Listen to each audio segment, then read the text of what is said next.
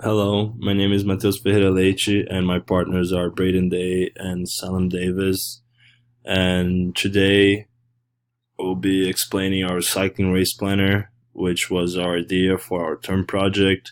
So first things first, we have the help tab, which explains the objective of what we were trying to accomplish. That basically is helping the user determine whether they are able to compete in famous cycling races spread throughout the state of Utah, the United States of America, and the world. And here to the right, we have a picture of a racing bike. And you're gonna need this because you might need help to determine the cassette speed and the chainring speed. And here we also have our instructions of how to work our project. So here, going back to main, you first select your race. Let's say the Amgen Tour of California. You select your average cycling cadence, which would be ideal. Your wheel size, 622 millimeters, and then your cassette speed, let's say 7 speed, and your chainring speed, medium, and you click race. Here you're gonna have a little bit of information about the race that you selected. So in this case is the Amgen Tour of California.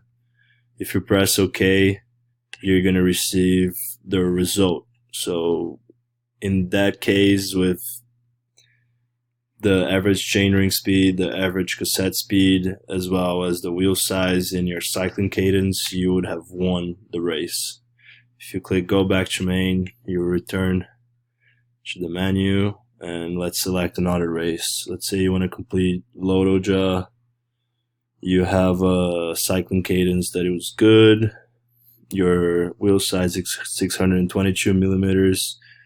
You had your average cassette speed of 5 speed, and your chainring speed was small.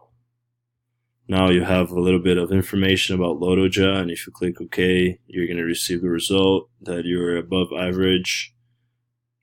If you go back to main and select another race, let's say race across America, and you had a poor cycling cadence, your wheel size was 622 millimeters, your average cassette speed was 4 speed, and your average chainring speed was medium.